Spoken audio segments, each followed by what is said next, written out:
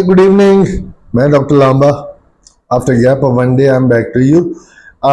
मैं बात हाइपोग्लाइसीमिया से ही शुरू करूंगा क्योंकि ये जो प्रॉब्लम है सबसे ज़्यादा मुझे बॉदर करती है। पेशेंट्स मैक्सिमम मेरे पास इसके आते हैं, स्पेशली एल्डरली हाइपोग्लाइसीमिक्स, बड़ी एज के लोग 50-60 ईयर्स के, जो घर पे डॉक्टर की 2 महीने 3 महीने 6 महीने पुराना लिखा हुआ प्रेस्क्रिप्शन से दवाई खाते रहते हैं, और वो भी सल्फोनिलयूरियाज, या फिर वो लोग जो इंसुलिन पे है और इंसुलिन का इरेटिक यूज करते हैं, रेगुलर मॉनिटरिंग नहीं करते। मैं इतना कहता हूँ सबको, भाई स्पेशल टाइम में 10 मिनट इसी बात के देता हूँ। मैं उन्हें हाइपोग्लाइसीमिया समझाता हूँ कि हाइपोग्लाइसीमिया के सिम्टम्स क्या है, हाइपोग्लाइसीमिया क्यों होगा।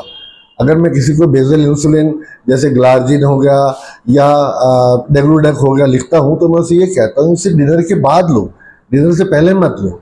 And secondly, night time snack बहुत जरूरी है। बेड साइड पे खाने को कुछ हल्का सा रख के सोइए, क्योंकि 3 बजे के आसपास का टाइम होता है जब काउंटर रेगुलेटरी हार्मोन्स एक्टिव होते हैं और आपको हाइपोग्लाइसीमिया, शुगर लेवल लो होने का रिस्क होता है। तो उस समय वो स्नैक अगर आप खाएंगे तो you will have a proper blood glucose reading. और सबसे इम्पॉर्टेंट है कि वही बात की, elderly people are more prone to it.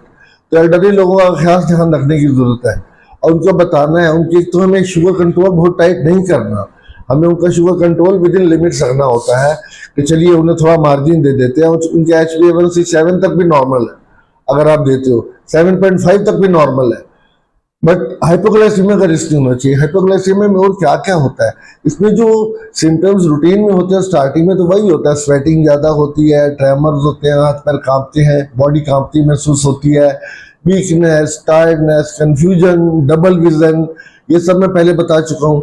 लेकिन जैसे जैसे ये वर्स होता है, लेवल 2 बिलो 54 या उसके बाद लेवल 3 बिलो 40 आता है, तो उसके बाद unconsciousness, stammering of the voice, या फिर कईयों को सीजर्स आ जाते होते हैं, कईयों को रिस्क होता है पैरालिसिस का। Don't take it lightly, hypoglycaemia एक हल्की चीज़ नहीं है। तो इसकी ट्राई करो घर में। हमेशा मैंने कहा था ग्लूकोज कैंडीज वगैरह रखिए आप लोग, या ग्लूकॉन डी रखिए, 15-15 ग्राम ग्लूकोज दिन में 3 बार, 15-15 मिनट गैप पे 3 बार पिलाइए। और अगर ना शुगर ठीक हो तो अपने डॉक्टर पे जाइए। और एक बड़ी इंपॉर्टेंट बात है, जिन लोगों को सल्फोनिलयूरिया से, ग्लिमेपाइड वगैरह से हाइपोग्लाइसीमिया होता है, तो वो प्रोलॉन्ग्ड होता है। दूसरा, उसके अंदर कभी भी ग्लूकागॉन नहीं देना चाहिए। और वो जो हाइपोग्लाइसीमिया जैसे आपका एक बार करेक्ट होता है तो उसके बाद एक प्रॉपर कार्बोहाइड्रेट रिच मील दीजिए जिसमें कार्बोहाइड्रेट ज़्यादा हो, ताकि जल्दी जल्दी दोबारा से फिर रिपीट हाइपोग्लाइसीमिया ना हो। और कुछ ना कुछ पेशेंट को खाते रहने को बोलिए, अगली डोज मिस करा के फिर जब बिल्कुल एडिक्वेट आ जाता है शुगर लेवल, उसके बाद डायबिटीज़ की दवाई स्टार्ट कीजिए। एल्डरली बड़े लोगों में मैक्सिमम फ्रैक्चर्स की वजह